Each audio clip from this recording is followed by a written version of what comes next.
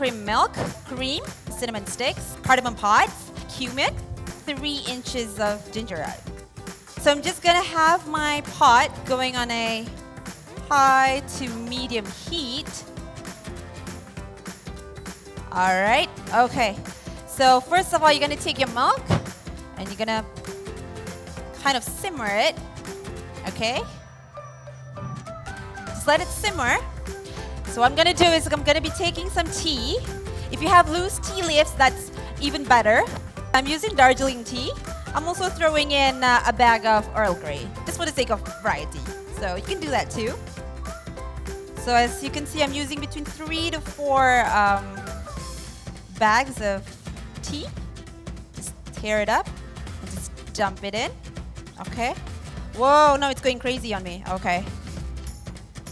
So if it's too hot and your milk start to boil, just turn the heat down to low and just watch it.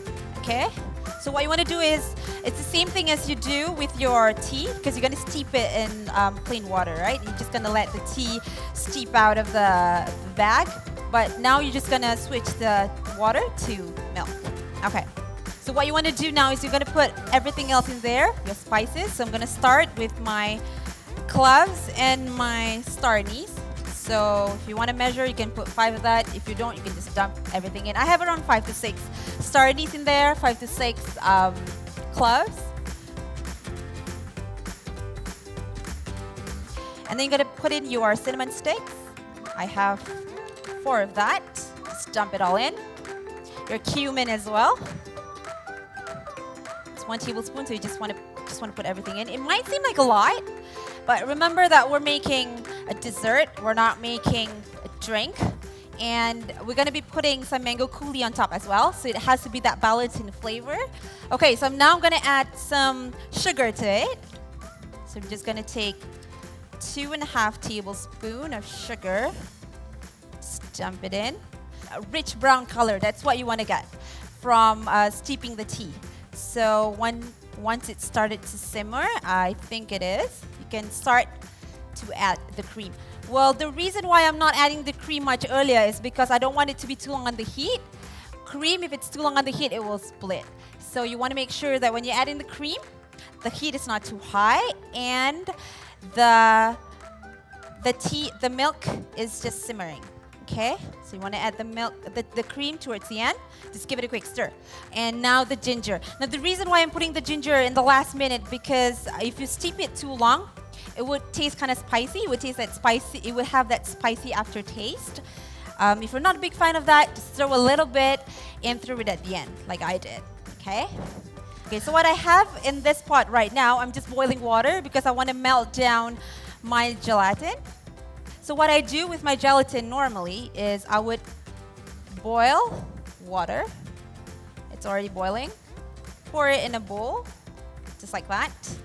And then take your gelatin. So what I'm using is half a tablespoon of gelatin to 1 tablespoon of water. So what you want to do is you want to get 1 tablespoon of gelatin, and you want to mix it up with 1 tablespoon of water, cool water. That's it.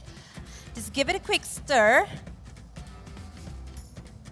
Now the reason why I'm using chopsticks is because I want all the granules to be saturated with water. Just want to make sure everything gets bloomed by the water. Okay, so now you have that. That's 1 tablespoon of water to 1/2 tablespoon of gelatin. So it's always 1 to 2. Okay. So now you have that. The reason why I'm using this plastic cup is because I'm going to dunk this in the hot water. If you're using glass, then the heat might not get transferred to the gelatin quick enough. You want to bloom it, but you don't want to melt it on direct heat, because then it would be too intense for the gelatin. So you just want to submerge it. Just gonna let it melt. That's it. Okay, I think on this side we are done. If you can see the volume, it's not too much. But we have a lot of spices in there because this is what we want. We want to pack all of this flavor into 1 pot of really, really good panna cotta mixture. Okay, so I have my cream there. It's already cooked, so my panna cotta is done. We're going to strain it into a pot because we have all these spices here and we don't want that. So you just want to strain it